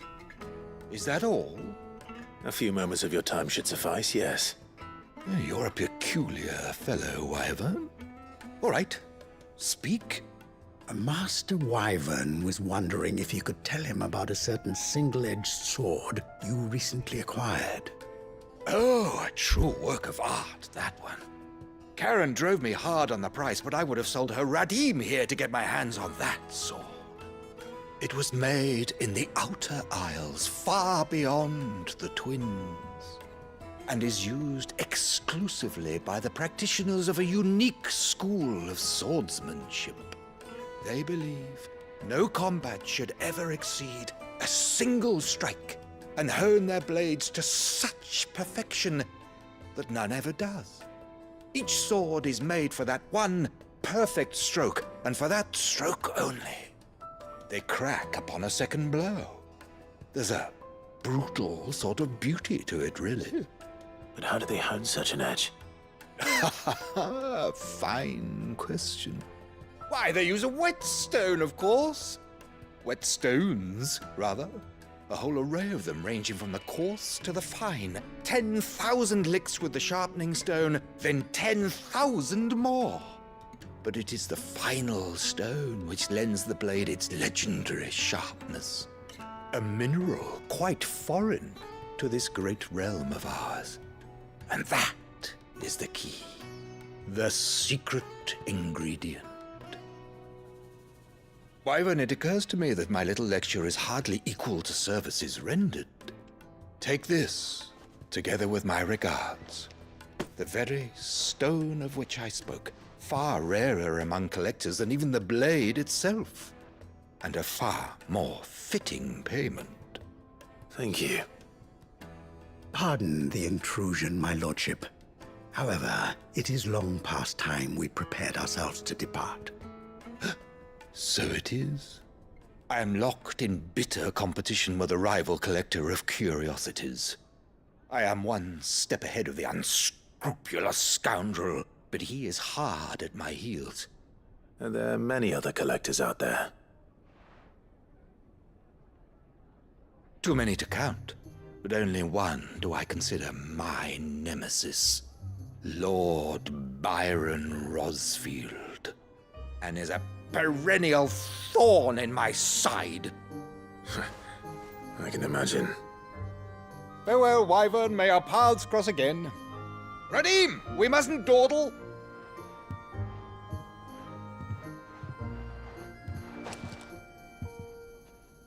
I think his lordship is rather taken with you, Master Wyvern. Thank you again for your assistance. Coming, my lordship. I'll be right there.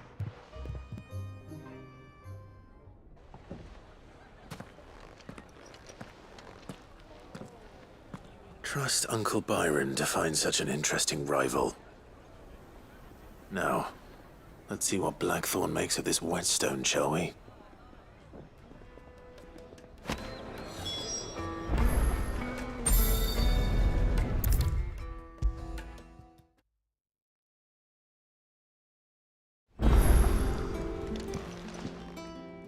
Sorry for the wait, but hopefully you'll agree it was worth it. You learned something about that sword, then? I did better than that.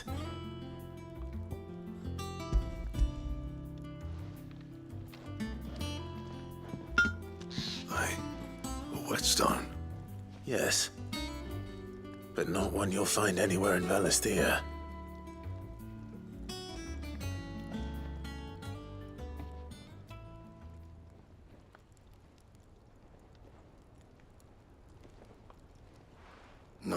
wonder I couldn't get the same finish on the grinding wheel.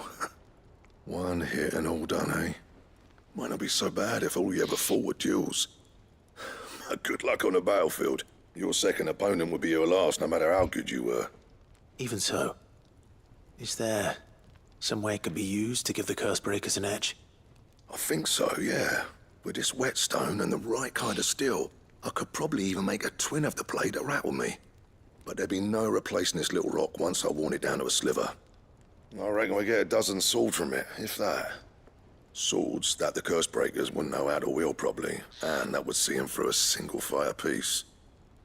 Nah, no point trying to copy that thing. Be about as much use as a wax anvil. But finishing our blades with a whetstone this fine, now that's something to consider. And what's finer than fallen masonry, eh? Or more hard-wearing, for that matter. Just imagine it. Good Valesthian steel with an edge as sharp as any found in the Outer Isles.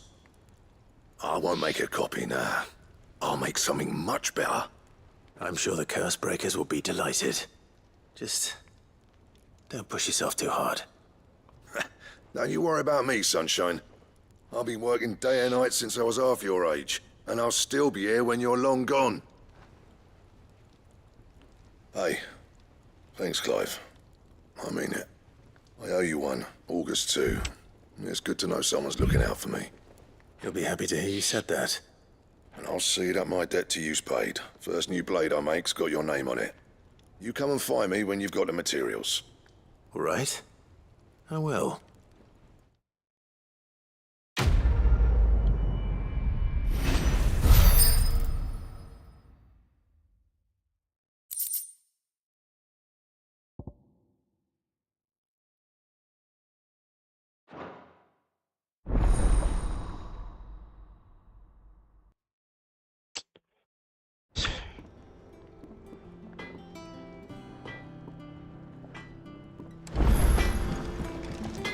Back, are ya? What do you want?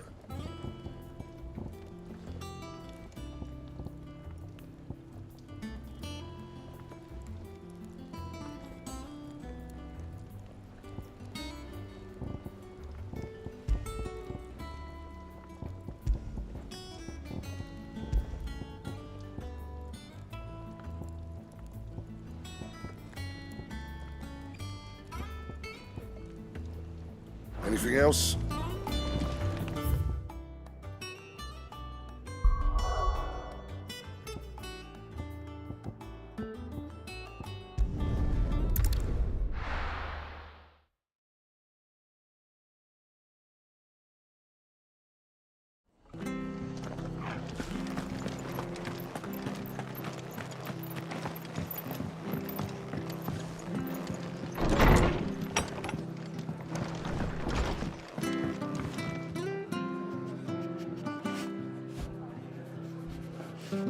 Clive, we weren't expecting you. I wasn't expecting to be here, but it seems we still owe you a considerable amount of coin for your help with our rebuilding efforts. And though I doubt it's what you were expecting, we were hoping you'd take this as payment.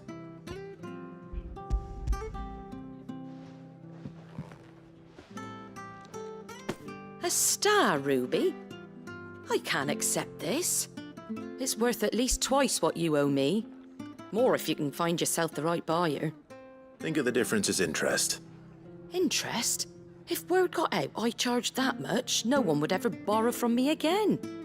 Anyway, why are you the one here asking me about this? I'd have expected Otto. Bit much sending the Lord Marquis out to settle your debts, isn't it? The old goat working himself to death again. Something like that. Most days I think he's the only reason the hideaway's still standing. Same as always, eh? Back when the place was nothing but a twinkle in the eye of a recently retired Lord Commander, word is he was the first one Sid reached out to. Probably knew that without his strong arm and level head, the idea would never get off the ground. Sid may have been the face of the hideaway, but Otto's always been the backbone. And when Sid passed away, we were all worried that would be the end of it. That Otto would just give up. His death was hard on everyone. But it must have hit Otto hardest of all. But he didn't give up, did he? Quite the opposite, in fact. If I recall, he was the one who nominated you as Sid's replacement, and rallied the rest around you. I reckon what he saw in Sid, he saw in you too. And don't we all?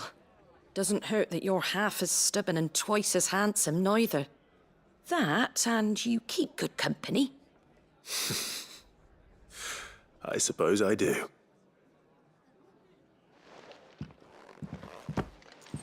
Gob will want to know the stones were delivered, if he's still with us.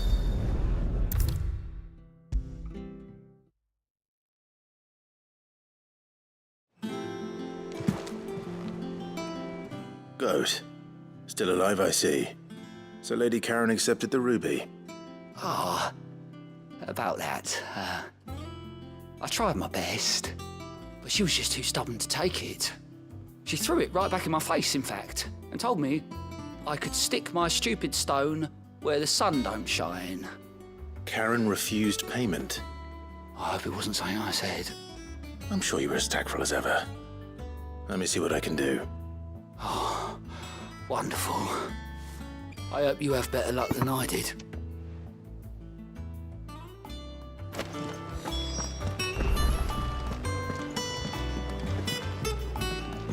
Mid told me she was building a ship.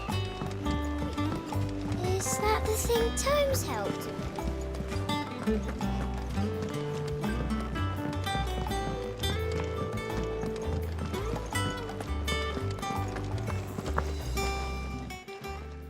Lady Karen, Goad tells me you weren't happy with our offer. Would you prefer the debt was repaid in coin? What debt? I don't recall lending any of you like me hard-earned gil. I may have tossed a talent or two in the Hideaway's coffers, but those were donations, and you can hardly call it charity if you go asking for it back. Of course not. But one good turn deserves another. And our circumstances have changed. Surely you wouldn't shun the gratitude of a pauper who happened to have become a prince. Oh, so you're a prince now, are you? Fine. But I'm selling it and taking what I'm owed, then you're getting the rest whether you like it or not.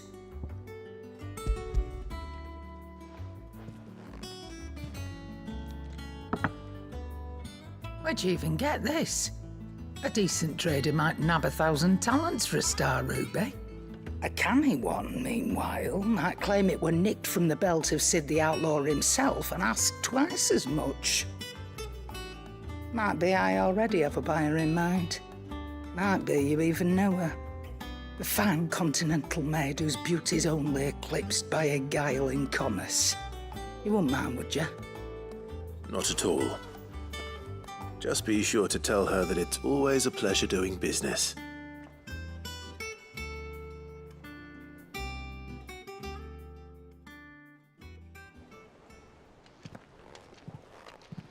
I hear you ended up delivering all 3 stones. Thanks to this lump. I sometimes wonder what I pay you for. Speaking of which, I still haven't been paid last month's wages. Oh, so you remember what's owed to you then? Get your ass behind that disc of yours and don't get up before those ledgers are square. Right away.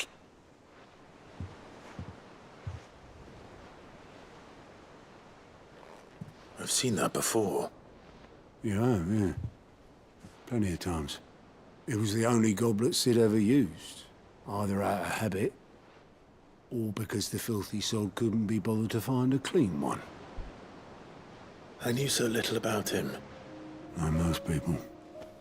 Martha and the Dame both seem to have fond memories of him. Huh. I bet they do. How long did you know Sid before he...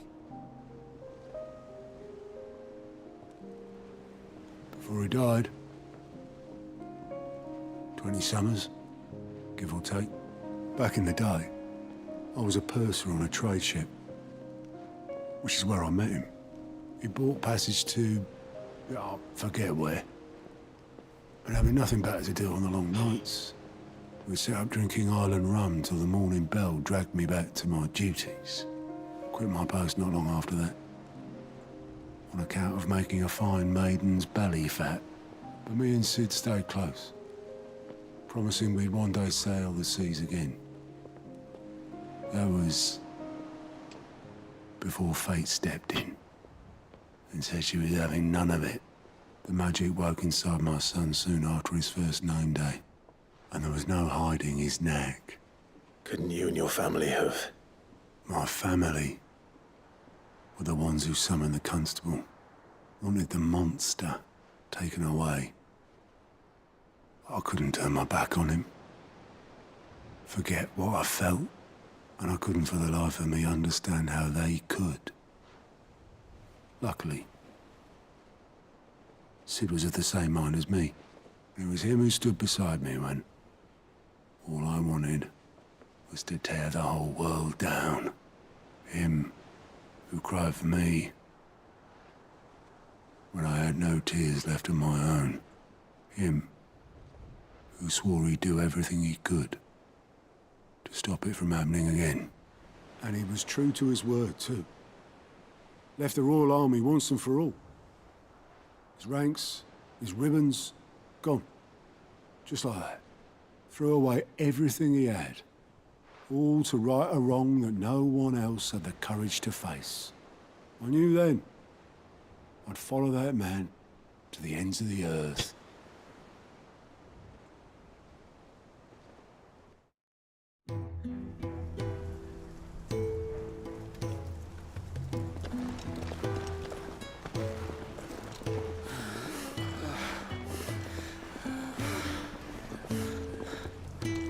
He was always too clever for his own good, was Sid. Saw the world for what it really was, while the rest of us were content to go along with the lie we were shown. And it can't have been easy, bearing that burden alone.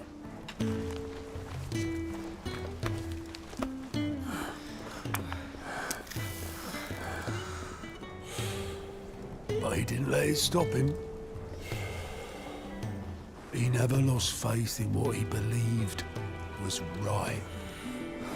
And that gave us faith in him. Faith he'd steer us true. So I swore to myself that I'd always be right behind him, ready to catch the stubborn sod, if ever he should fall.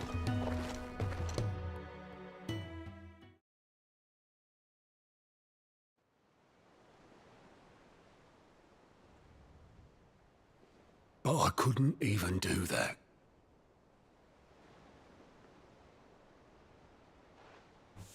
Ignore me. Just the ramblings of a tired old man. Leave that lot. I'll tidy it up in a bit.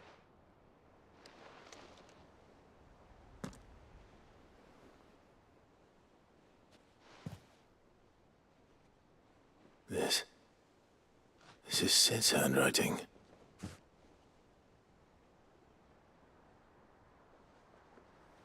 Dear Otto. I may be drunk, but I wanted you to know this place would be fucked without you. Love you, you grumpy old sod.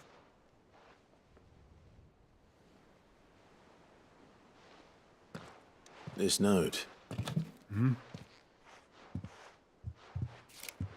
What about it? Sid was right. Without you, we'd all be lost.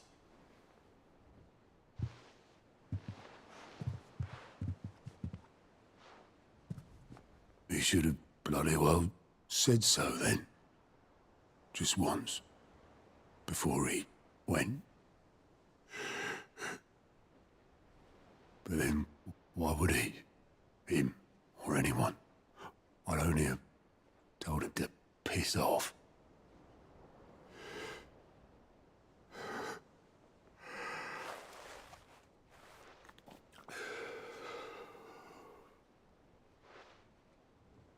You're wrong, though. Both of you. It was never just me keeping the hideaway afloat. It was all of us. I just shoved people in the right direction. I barely seem to be able to do that anymore.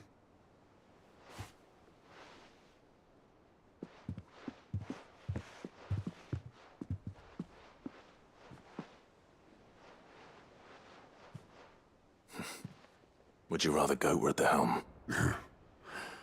Well, maybe I've got a few more years left in me. I'm going to hold you to that, Otto. Before you go, Sid would have wanted you to have this. But that's... This'll do me just fine.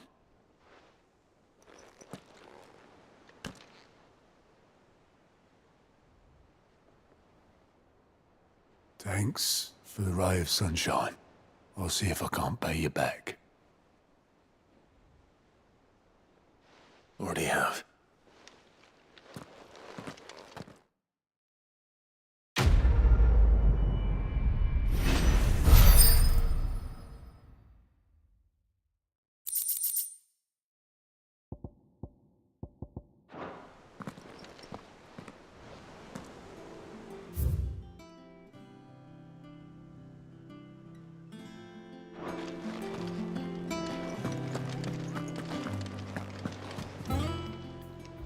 Fancy a look at the list, do you? Here you go. Always something in there. How may I help you today, Clive? You earned this. All done?